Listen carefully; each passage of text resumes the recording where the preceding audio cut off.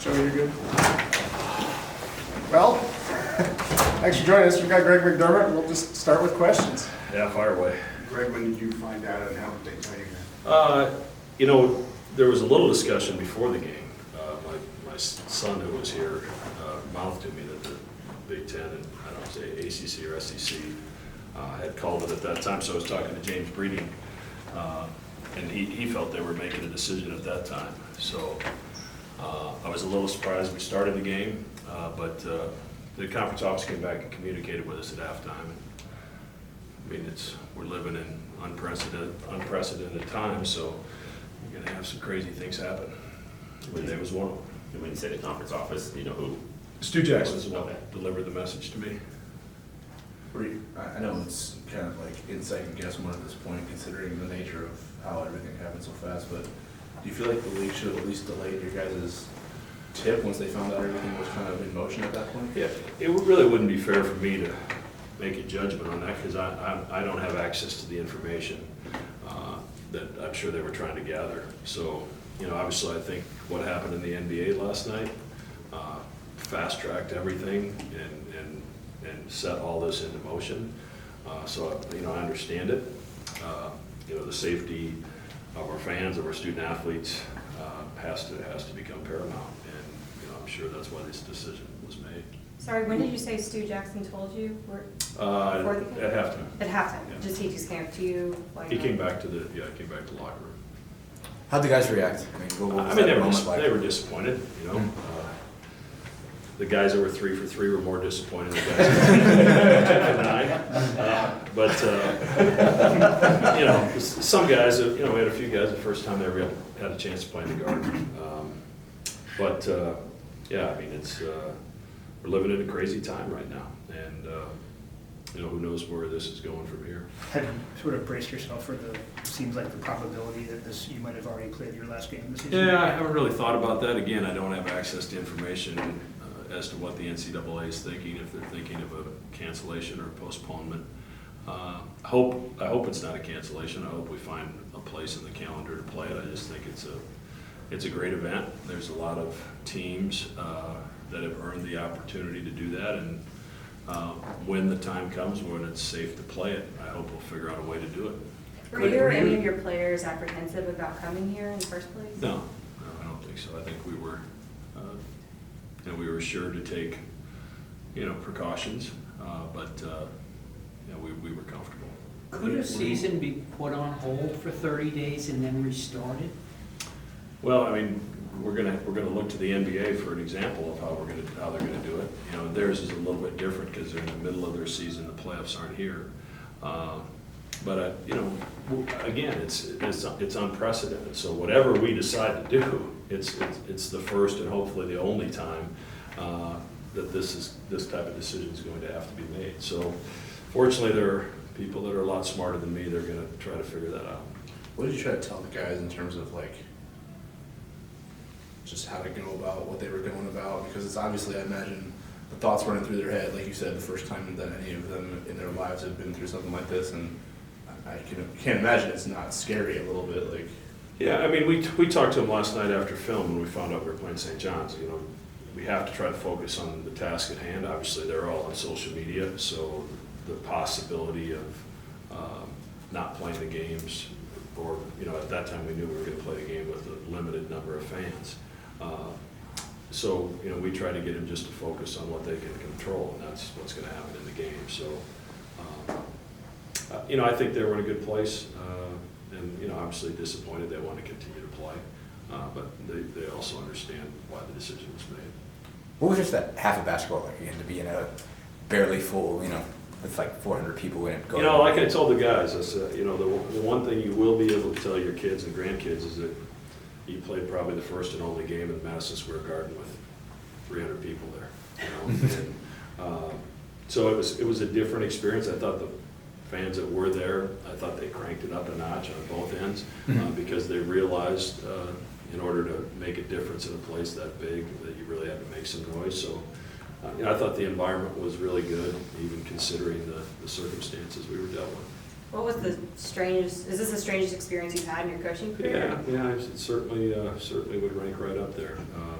You know, like I said, it's never happened in the history of sport, to my knowledge, where things have been just totally shut down like this. So, you know, we'll see where it goes. I mean, the concern has to be the people that are dealing with the disease, and you know, and trying to keep this from spreading the best we can. And obviously, the steps that our league and leagues across the country took today are doing exactly that. Do you feel for your fans that there are people who've taken time off from work, made trips, paid for everything, and Absolutely. I mean, and having said all that, it's not the worst thing that's going to happen in their life. And if it is, they've had a pretty good life. You know, obviously, it's beyond anybody's control. You know, when those plans were made, they were made months ago. And so, you know, I'm sure for 20 minutes of basketball, they had some fun wherever they were watching it. But obviously, we had over 1,000 fans travel from all over the country to watch us play here, and you know, only 40 or 50 of them got in to watch us play. To zero it back in on the sports side of it, but it seemed like Jet had a memorable half of basketball in his Madison Square Garden debut. Like, how hard is it going to be to forget that moment for him? You know, it's not going to count. I'm pretty sure he'll put a DVD copy of that in a time capsule somewhere so that it lives forever, because it probably won't live in the history books. But you know, good for Jet. It was an example of, we talk about to our guys all the time about the next guy's got to be ready when your number's called, and he was ready. We got in some foul trouble. We had to go deeper into the bench even than we probably anticipated, and he stepped up and gave us a huge boost. So, you know, while it was a disappointing ending for a lot of people, I don't think anyone was as disappointed as Jet, because obviously he was really good that first half. Mac is Doug's dad. How did you take the NBA news? Were you relieved in a way? Yeah, you know, you start to do the math, and you know, the 6 or 7 teams that, you know, Utah has played during the past 10 days to 2 weeks.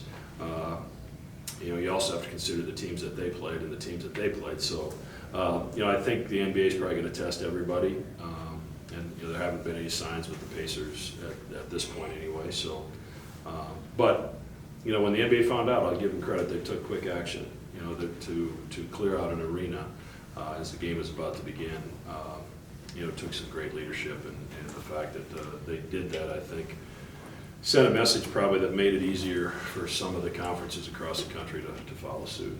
Do you want your guys tested? I know everything's happened pretty fast. Right? You know, I just don't know if, again, I don't know the availability of the test. I don't know if someone that's healthy, if that's wise to have a healthy person use the test when other people might need it more. So again, there's so much information that's not out there, and you guys that spend time with me know that I'm not smart enough to figure that out. So I guess the plan going forward, you guys going to fly out tonight, and then you as a team, and then just sort of hang out on campus, or? Yeah, I mean, I think the important thing is to get them back in case there is some sort of quarantine.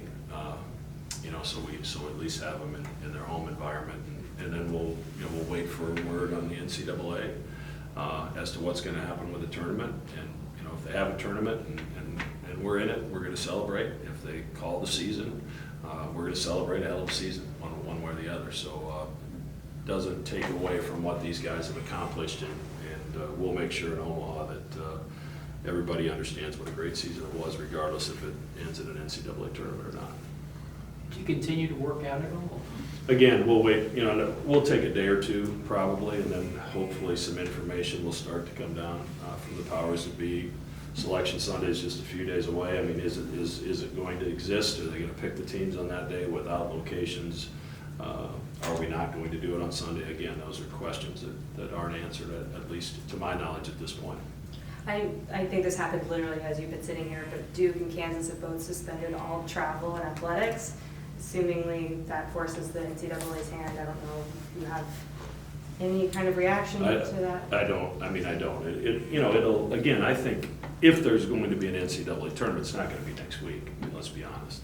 So if it's going to happen, it's going to happen when the dust settles and we've got this under control and that people are comfortable, with traveling again. So, we'll wait and see. Three more. I don't know if you're aware of this or not, but just judging from what Val Ackerman said, it seemed like the decision was made during the first half of your guys' game that they're gonna cancel it, but they didn't wanna pull the teams off the court in some dramatic fashion to, I mean, I think they just wanna let you guys finish the half and tie you in the locker room. Does that sit well with you? Like, are you okay with that? I'd have felt better if they'd have pulled it when we were up 24-17. I'd feel a little bit better about how it was going right then than it was at the end. But, you know, those are tough, hard decisions to have to make. And, you know, I respect the way they handle it. I'm confident in the fact that they made sure they got all the information they possibly can, and they had communications with other leagues. And they made the decision that thought was in the best interest of our student athletes. All right, thank you. Thank you. Thank you.